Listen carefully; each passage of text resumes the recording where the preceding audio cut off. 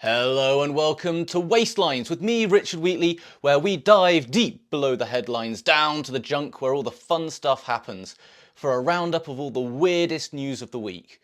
Let's get stuck straight in. Medical experts are warning against the latest TikTok trend of dropping things on your foot. Here's The Independent.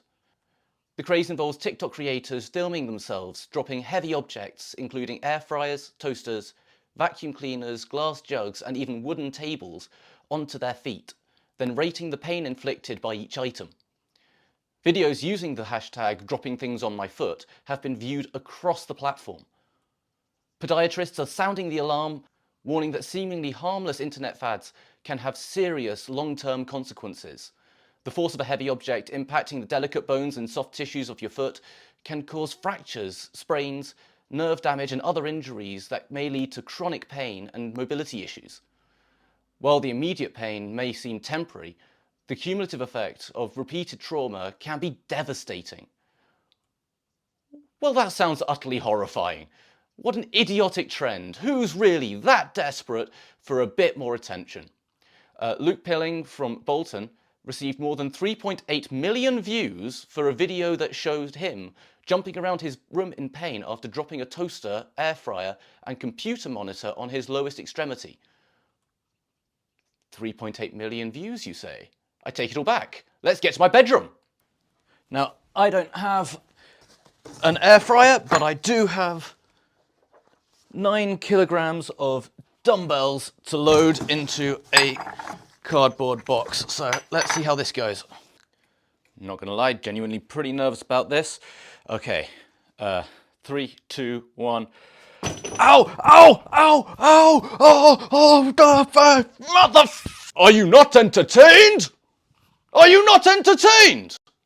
Also, I know this really isn't important, but I do have a problem with the Independent using the phrase lowest extremity instead of the word foot. I know you're trying not to use the same word over and over again, but lowest extremity does seem like a bold choice.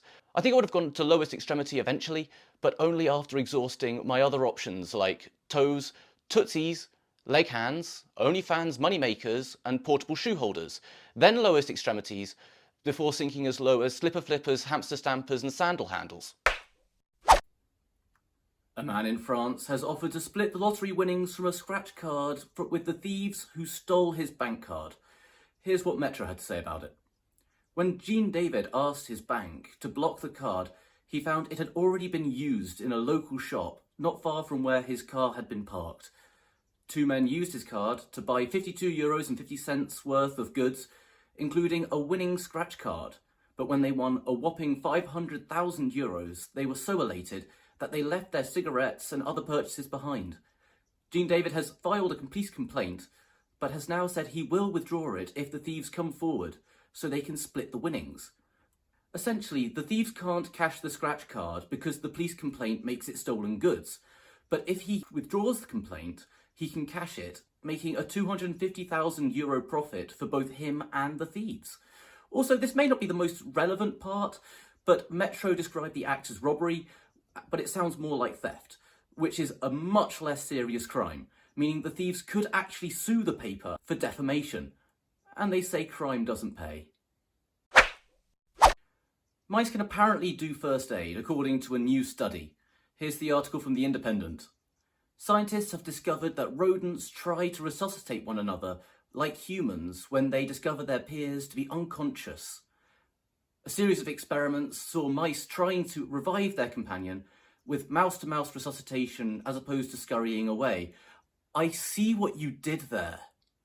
The study, published in the journal Science, saw a mouse placed under anaesthesia and rendered temporarily unconscious, while a bystander mouse was introduced.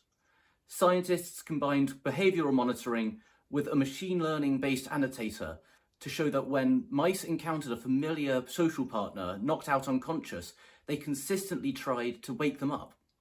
They started by sniffing and grooming, and their behaviour escalated to more forceful actions such as biting the partner's mouth or tongue and pulling the tongue out to clear the airways.